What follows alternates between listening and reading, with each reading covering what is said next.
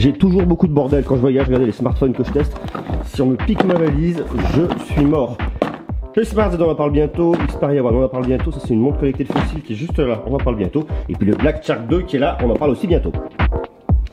Mais aujourd'hui, on n'est pas là pour parler de ça. Aujourd'hui, je vous emmène à Arles. On est à Arles, ici, là, dans cet hôtel-là, Nord Pinus, qui est un hôtel en plein centre de Arles, pour parler du festival. Alors, je ne sais pas si vous savez, mais tous les ans à Arles, vous avez le festival de la photo, qui est un énorme festival.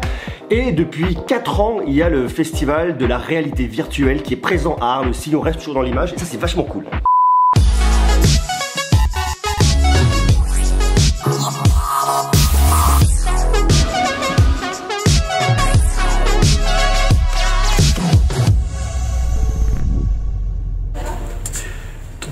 Bonjour et bienvenue sur la chaîne de Monsieur Greux. Comme vous pouvez le voir, je suis avec son smartphone, il ne le sait pas encore, tout simplement parce que monsieur est en train de s'amuser tout seul dans une chaise roulante en réalité virtuelle. Donc j'espère que vous m'entendez. Je crois qu'il m'entend pas encore, il fait pas attention, mais c'est assez drôle, hein. Regardez. Donc ma grande question, c'est de savoir s'il va utiliser cette vidéo ou pas dans sa prochaine vidéo. Donc s'il utilise sa vidéo, voilà, je me fais un peu de pub, Anfan, etc. Ok, bon allez, ciao.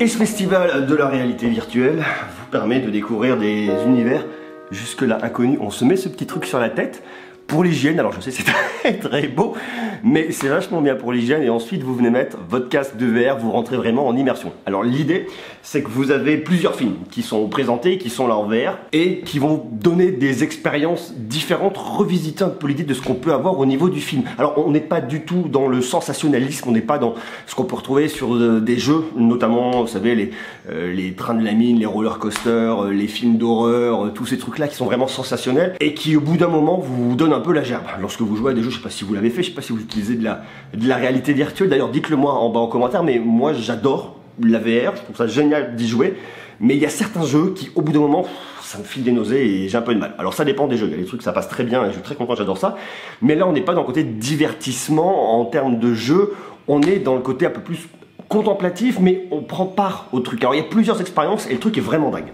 Benoît, ça va? Super. Bon, tu es le directeur du festival, c'est ça? Oui. Bon.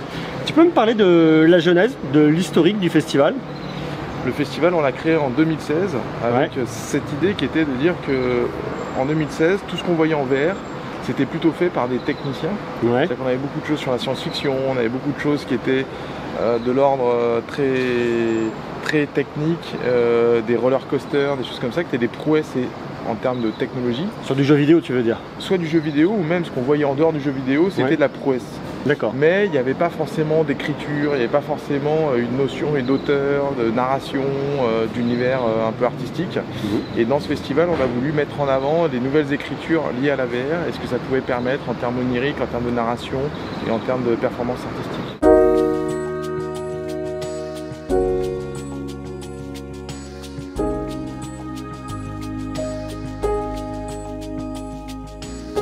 Ça, c'est le dépliant du festival dans lequel vous allez retrouver tous les films du festival de VR qui sont présentés. Et vous avez... alors, j'ai pas tout fait, hein, j'en ai fait plusieurs hier. J'ai attendu aujourd'hui pour pouvoir vous en parler, pour pouvoir être un peu dormir dessus, faire une idée. Déjà, l'expérience... Alors, ça dépend des films, mais l'expérience est vachement bien. Alors, vous le savez, hein, c'est de la VR, c'est immersif. Il y a plusieurs types d'expériences. Une expérience qui m'a vachement marqué, c'est ça. Ça s'appelle Psychosis. Alors le truc, en fait, comme son nom l'indique, Psychosis, Psycho, c'est un truc qui est complètement fou. En fait, je vous fais le pitch. Vous arrivez, vous êtes dans une espèce de salle qui reconstitue un hôpital psychiatrique. Vous avez un fauteuil roulant sur lequel vous êtes. Bien évidemment de la VR. Vous avez une petite pédale pour avancer dans le monde virtuel dans lequel vous êtes. Et puis vous pouvez tourner votre fauteuil parce qu'il est sur une espèce de pivot à 360. Donc vous déplacez vraiment votre fauteuil pour le faire tourner.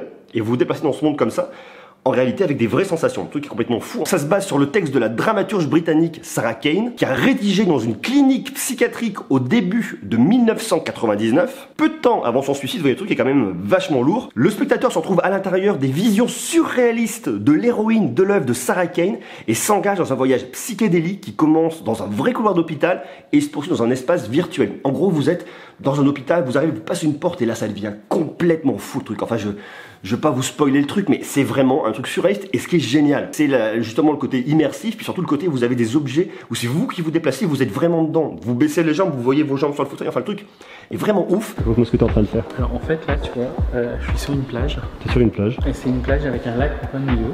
Et dans ce lac, bah, il y a des mains. Il y a des mains? Il y a des mains, okay. Ouais, je t'assure. Et en fait chaque fois que tu cliques sur ce bouton, tu crées une main. D'accord. Et le pire en fait, tu peux créer des mains plus ou moins grandes en fonction du temps d'appui. Et bah, du coup imagine que tu crées une main et que tu as des mains qui sortent dans tous les sens.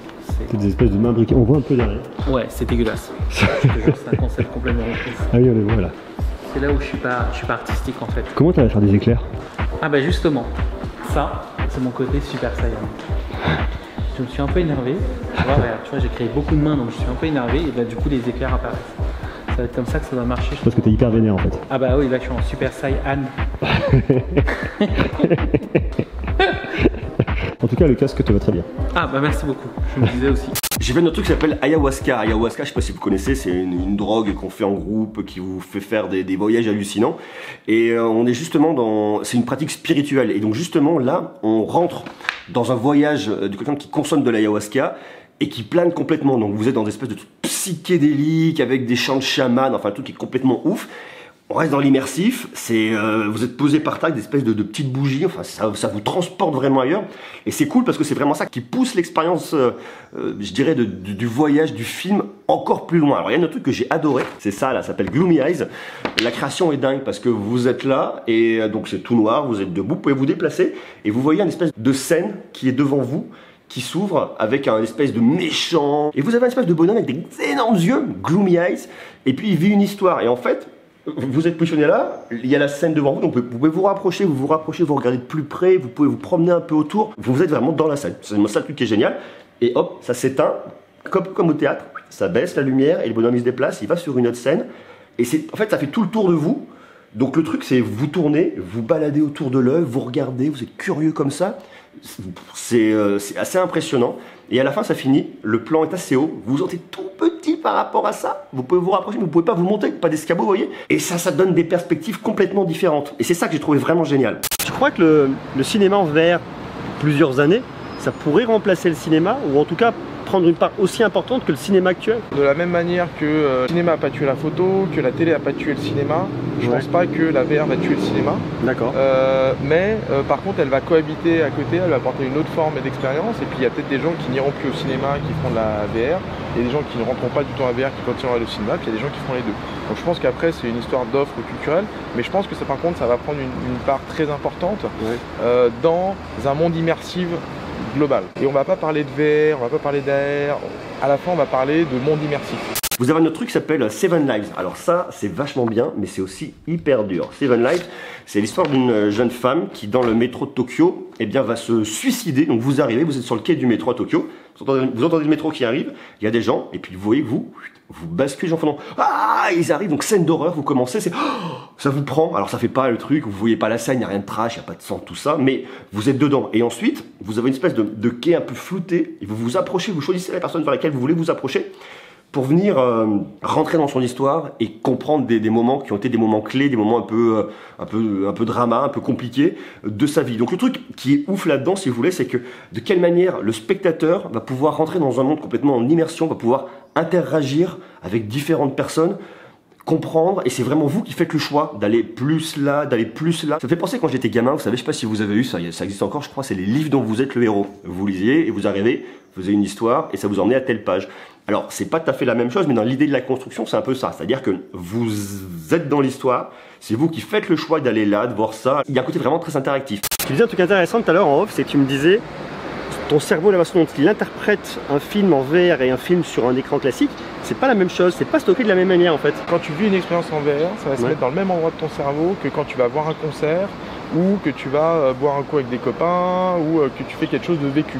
D'accord.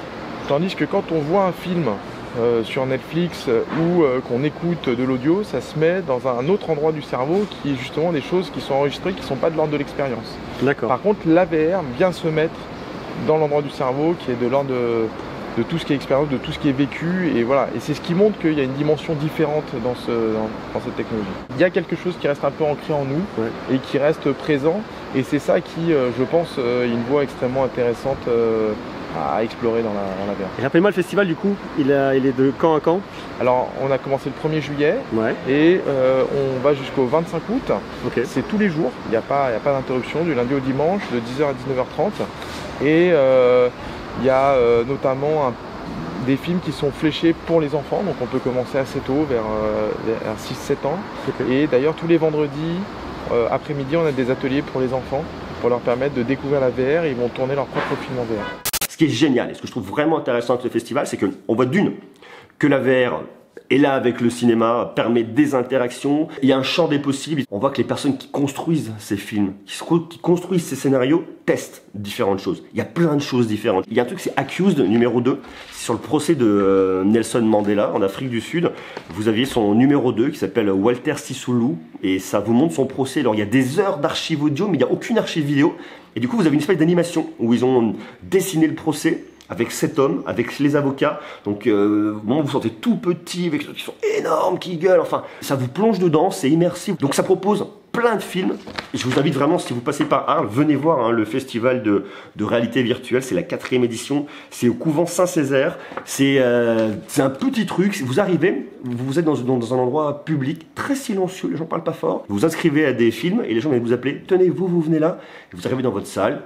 Dans une salle pénombre, vous posez vos affaires, vous êtes tranquille, hyper sécurisé, et vous êtes dans votre expérience. Le truc est génial. Et ça montre vraiment là où on va aller, je pense, au niveau du cinéma. Donc maintenant, la question, c'est est-ce que la VR peut remplacer le cinéma? Est-ce que la réalité virtuelle vous fera que dans quelques années, avec l'amélioration des technologies, parce qu'on a encore cet effet de gris sur les casques, c'est pas encore parfait, mais ça évolue. Quand on aura vraiment des casques avec des meilleures qualités, avec un angle de vision encore plus large, ça permettra d'aller encore plus loin, et je pense que dans quelques bonnes années, la réalité virtuelle en expérience propre, même en expérience collective, va vraiment être en complément du cinéma. Je ne suis pas sûr que ça vienne remplacer le cinéma, mais ça va venir en complément.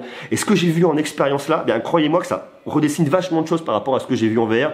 La VR, c'est récréatif aujourd'hui, c'est du jeu. Là, avec ces différents types de créations, ça pousse à la réflexion sur ce que peut être le cinéma, sur ce qu'on peut faire. Et on voit qu'au final, on peut vraiment aller en interaction. Et vous pourriez même imaginer un film dans lequel vous êtes le héros. Donc ça, je trouve ça complètement dingue. Donc j'ai encore pris la caméra de Monsieur Greux. Il est encore en train de jouer, normalement.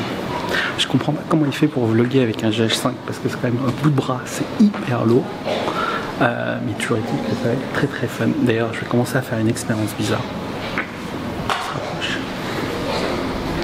Ouais.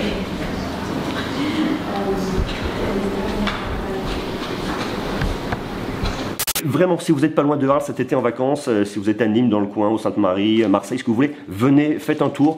Le truc est vraiment hyper bluffant, et ne serait-ce que pour découvrir autre chose, découvrir une autre vision de la VR, je trouve ça vraiment génial. Qu'est-ce que vous pensez, vous, de tout ça par rapport à la VR, au cinéma? Est-ce que vous pensez que la VR peut remplacer le cinéma? Est-ce que vous pensez que c'est un bon complément? Il faut imaginer des technos plus avancés. Aujourd'hui, c'est vraiment le début. On est au début de l'écriture de l'histoire, donc c'est comme le début du cinéma. Les auteurs cherchent, testent des choses. Il y a des trucs qui sont bien, d'autres qui sont un peu moins bien, des trucs un peu bizarres, il y a des trucs un peu fous. Mais le truc est là, et le truc avance, et je trouve ça vraiment génial. Dites-moi ce que vous en pensez en bas en commentaire, et moi, je vous donne rendez-vous demain. Des bisous, ciao.